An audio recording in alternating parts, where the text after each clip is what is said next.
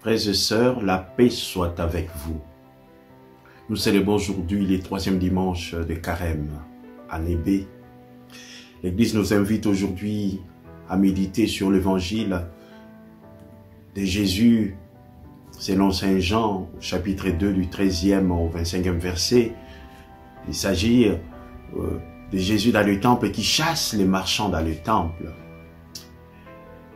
Avec cet évangile, regardons de prime abord les ailes avec lesquelles Jésus réagit face à la perversion qu'il constate dans les temples, dans son temple, car il est le temple véritable, le temple véridique. Jésus voit les marchands, les changeurs, et il réagit de façon déterminée, intransigeante, car il jette, il renverse et dit « Enlevez cela d'ici ». Et l'évangéliste, citant le psaume 69 au verset 10, il dit « L'amour que j'ai pour ta maison, ô Dieu, me consumera comme un feu. » C'est-à-dire, Jésus est marqué par cet amour qui fait que il ne peut tolérer cet affront, peut tolérer cette suire. C'est-à-dire, le temple, c'est un signe d'alliance. L'alliance entre Dieu et son peuple. D'ailleurs, dans la première lecture de ce jour, le livre de l'Exode, au chapitre 20, du 1er au 17e verset, Moïse donne la loi au peuple du haut du Sinaï, du mont Sinaï. Dieu dicte les paroles à Moïse, lui donne la loi, les décalogues. Les décalogues, c'est à la fois preuve de l'amour de Dieu, de la fidélité de Dieu qui marche toujours avec son peuple. Cela fait suite à la libération de son peuple, le peuple qui murmure dans le désert, le peuple qui fait encore des veaux d'or, des idoles, ainsi de suite. Mais Dieu poursuit son peuple par cet amour et veut lui donner, je dirais, des garde-fous, lui donner des balises, des éclairages pour qu'il puisse continuer à marcher avec lui. Le décalogue est intimement lié à l'alliance. Car parce que Dieu fait alliance, parce que Dieu poursuit son alliance, parce que Dieu aime son peuple, il lui donne la loi comme ce lieu d'amour pour que le peuple puisse être sur le pas de son Créateur. Mais revenons à notre évangile de ce jour. Comment comprendre, au-delà de ses ailes, la colère de Jésus? Parce que c'est pas souvent qu'on voit Jésus quand même se mettre en colère. C'est les psaumes 69, 10 qui peut nous éclairer pour comprendre, je dirais, cette colère de Jésus. L'amour que j'ai pour ta maison, Dieu, me consumera comme un feu. Cela veut dire que c'est par amour pour son Père. C'est vraiment parce que Jésus voit ce temple dévoyé par les marchands qu'il est préoccupé.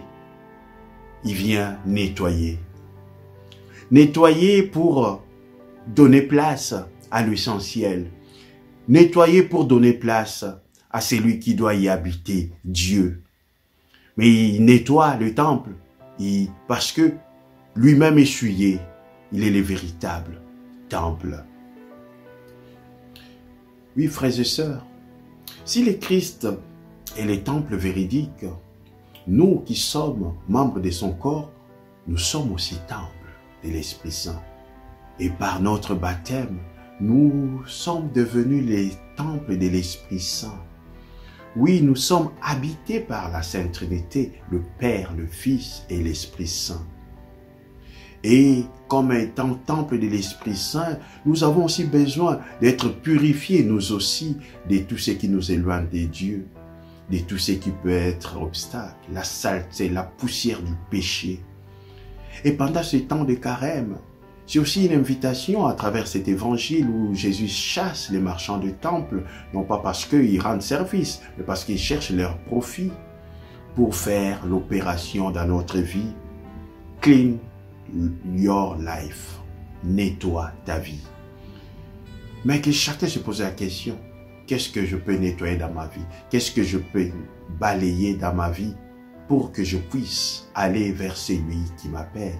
pour vivre l'alliance avec Dieu, pour me préparer à Pâques. Clean your life. Chacun de nous sait où se trouvent ces marchands du temple. Chacun de nous sait où se trouve sa poussière. Chacun de nous sait où se trouve un peu de saleté dans sa vie. Alors, chers frères, chères sœurs, que chacun puisse tout simplement prendre son balai pour faire l'opération Clean Your Life.